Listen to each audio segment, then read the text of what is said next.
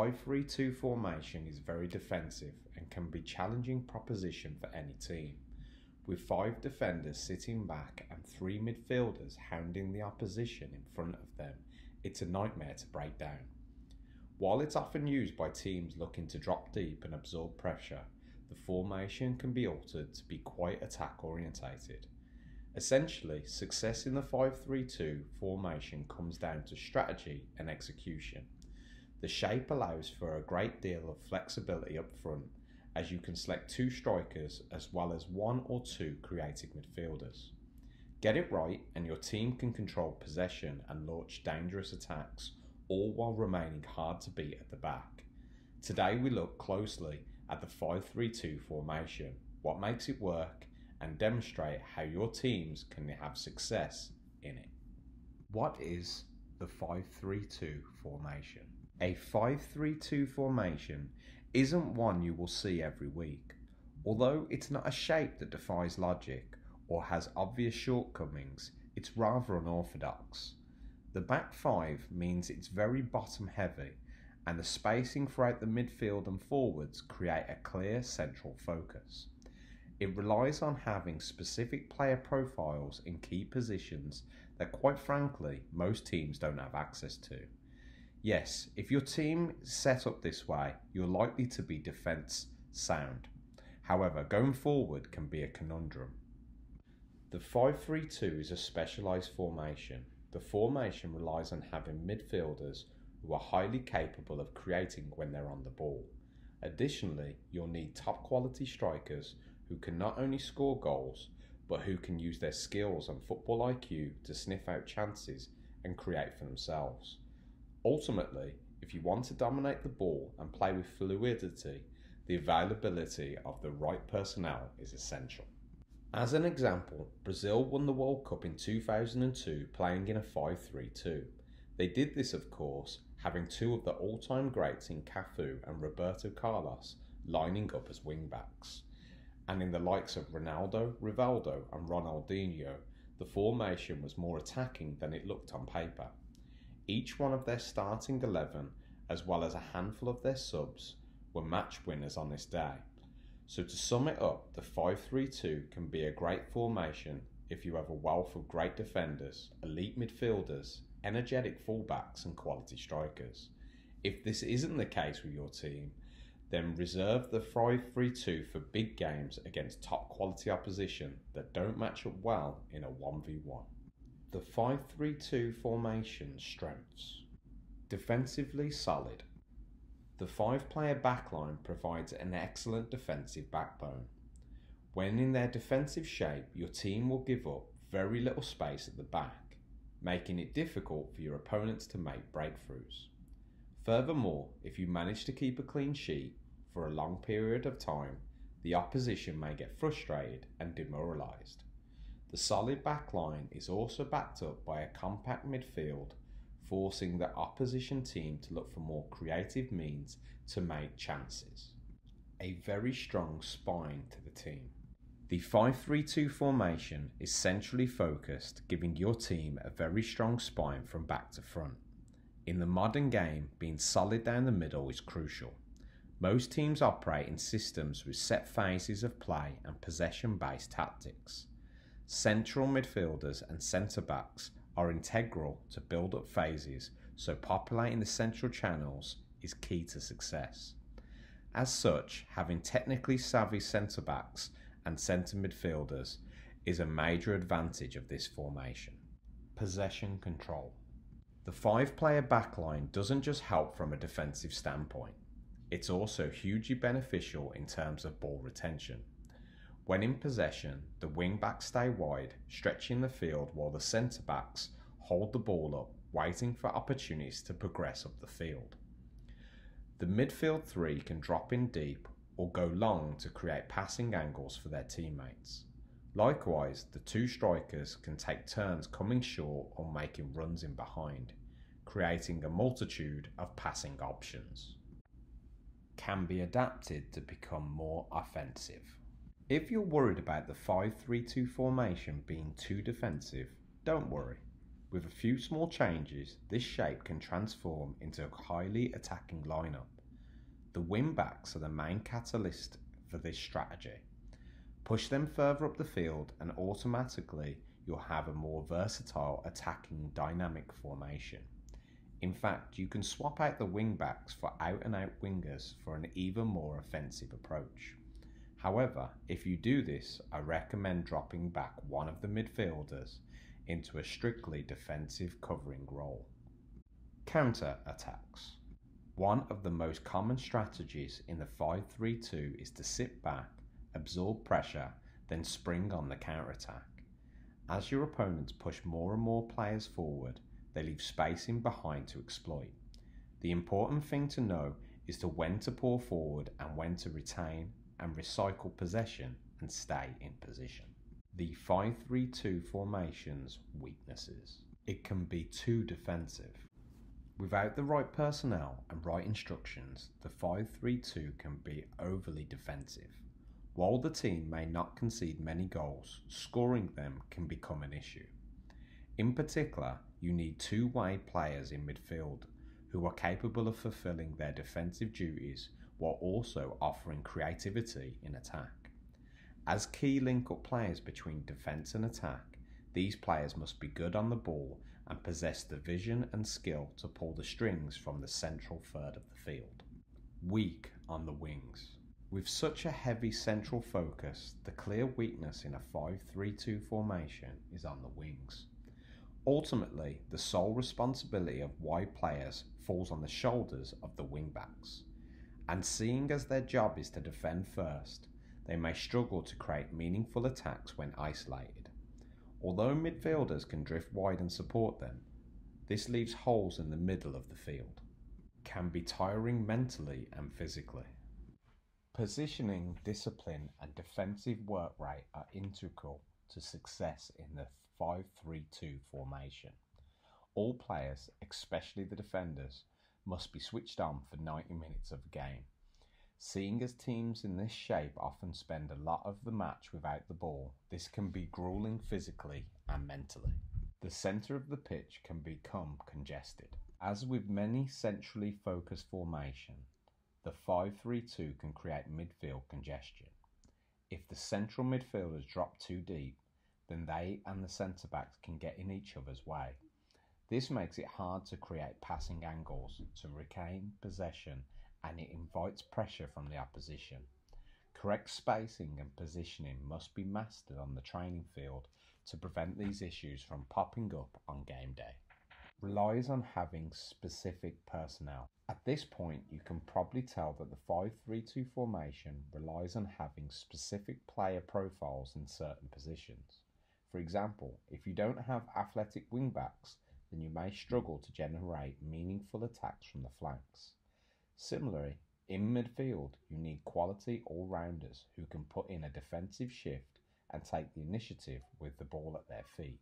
To boot, virtually all must be very fit to functionally effectively in both attack and defence. How to play the 5-3-2 formation. As I've mentioned, the 5-3-2 can be deceptively attacking minded. It all depends on the players you select and the instructions you give them. On paper, the formation looks very straightforward, but quite defensive. There are three core banks of players, a back five of three central backs and two wing backs, a midfield trio, usually only slightly deeper than the other two, and two strikers. The 5-3-2 formation setup. While demanding the individual roles of each player in the 5-3-2 formation aren't overly complex. The three centre-backs operate just like any other, staying tight when defending and spreading a little wider in possession. In the midfield, two players usually lie either side of a more defence-minded midfielder. Together, the three of them should protect the defence, keep possession and orchestrate attacks. Leading the line, the dual strikers are responsible for scoring the bulk of team goals. It's generally advantageous to have two quality strikers with different skill sets. This gives your attack more dynamic and power.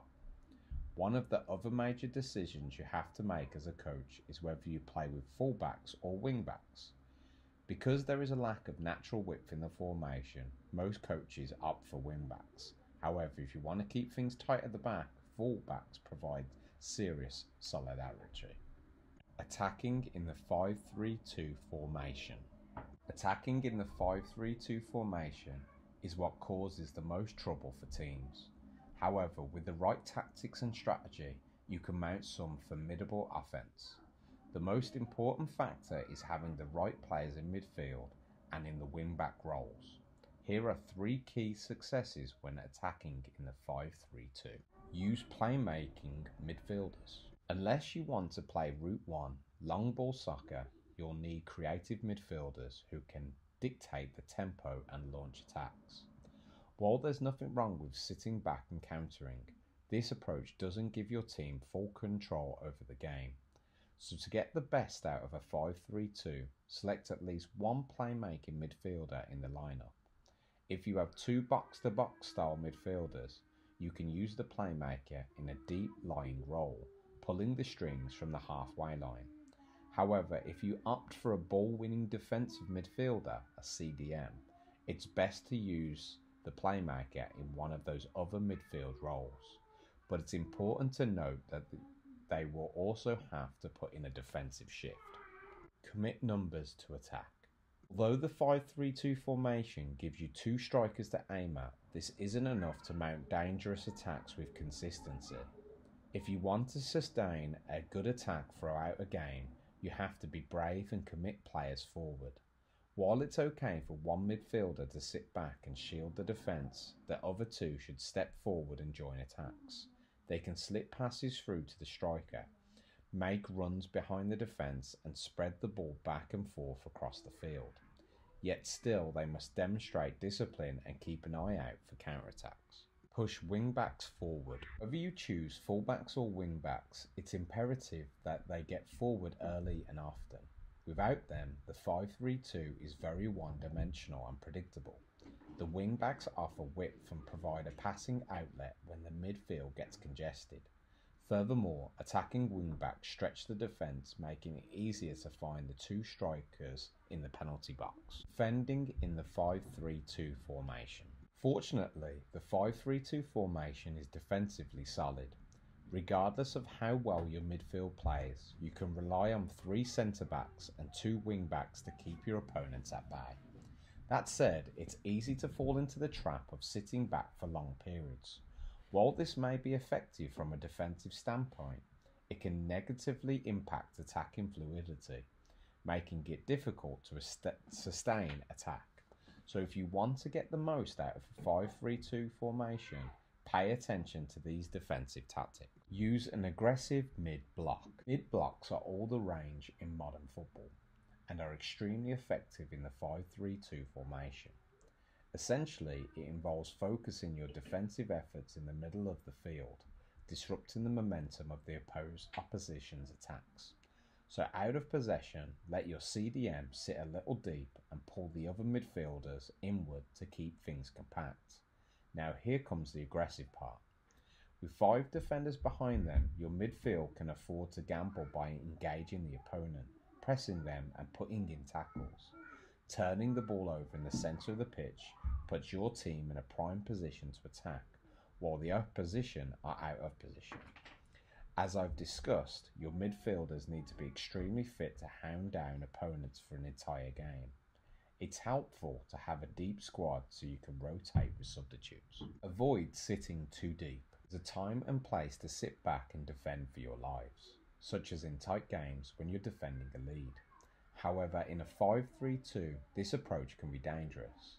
Yes, you can defend effectively with a tight bank of players, but the real danger comes with the second ball.